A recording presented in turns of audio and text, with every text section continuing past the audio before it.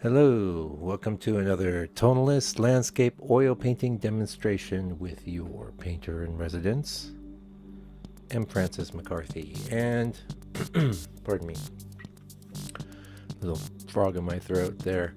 It's another redo, only this one is pretty extensive. It's one of these ones where I decided it was going to be cool. So we're looking at it right now. It's in natural tones, your browns, your sky blues, your grays. It's going to be radically transformed. And the color I'm using to do that is, the main color was phthalo blue, followed by dioxine purple.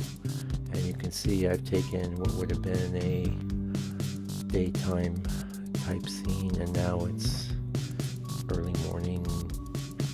It's just something different. And this is a new technique of mine that I pretty much came up with about a month, 2 months ago.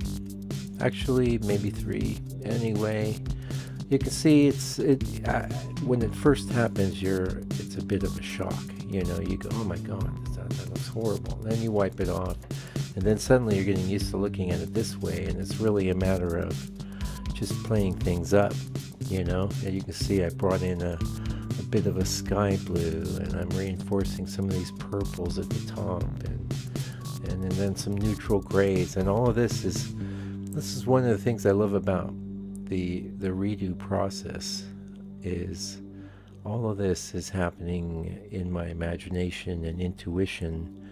I don't really know, other than when I decide, oh, I think I'm going to make this cool, you know, or I'm going to make this really warm and hot. Other than that, I don't know how I'm going to pull it off, other than I do know, you know, I can glaze it heavily with, say, a phthalo blue, or burnt sienna is great for warmer treatments, you know, or I like to use yellow, even though the Hansa yellow is only semi-transparent. But anyway, I should mention the name of this piece. It's Meadow at Twilight, 5x7, and I painted the original painting, I'm guessing it's 2015, 2014, so 3 or 4 years ago. It's been sitting around. It was a study for a larger piece I did, and just thought, take it for a ride. Anyway, today is Wednesday, February 28th, out here in, well, not so sunny New Zealand today, but was in the studio this morning, basically just doing a bit of, I call it liquining. What I like to do is I like to paint a coat of liquid over the top of a dry painting, just to, first of all, even out the areas of shininess and matteness. And also it kind of just builds up a sort of nice, strong paint layer, especially, you know, coat of liquid in between 3 or 4 coats of actual painting. It gets pretty tough. And as far as varnishing goes, I suppose some people, you could see it that I was using liquid as a varnish, but I know I'm not actually varnishing the painting. Varnish is something you would do when the painting's completely dry a few years down the road. And actually, a lot of these redos I'm doing now, I'm so glad I didn't hit them with varnish, because I'd have to remove that, and that would be kind of a bit of a sticky mess. I mean, it's possible. It's something you can definitely do, but I see varnishing as being something that the purchaser of the painting should be looking into. And of course, I do it on request sometimes when people buy a painting, but you know, that's a thing.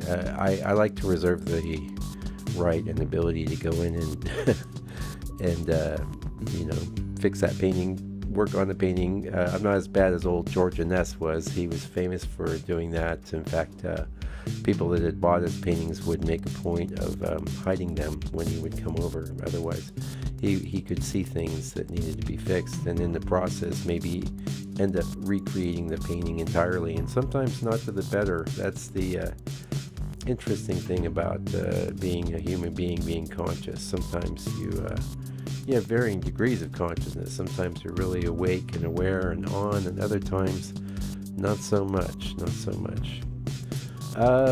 I will be going into the studio this afternoon. I think I've got a couple of recent ones I've done the first color pass on, and I'm gonna do some little touches on there. Sometimes that can be pretty extensive, although in my mind it never seems like it's going to be. But the great thing about the video recording is I can tell that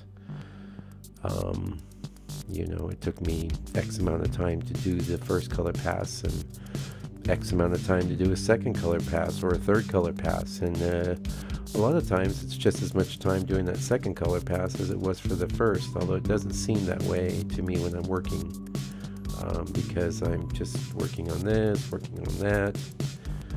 My goal is always, of course, to retain a feeling of freshness in the painting, you know, not to overwork things. I've been very guilty of that in the past, and it's not something you want to do. You're better off leaving things a little rough, a little raw,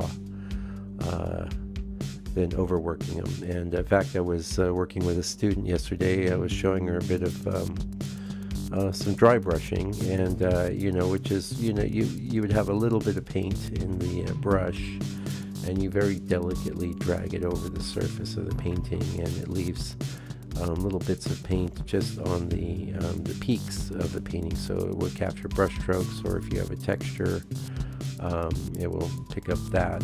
And it's a very effective technique. However, all you've got to do is drill down into my videos from maybe 2 years ago and see some of the struggles I've done with that, and how I've overworked things, over softened things. It can be a real problem.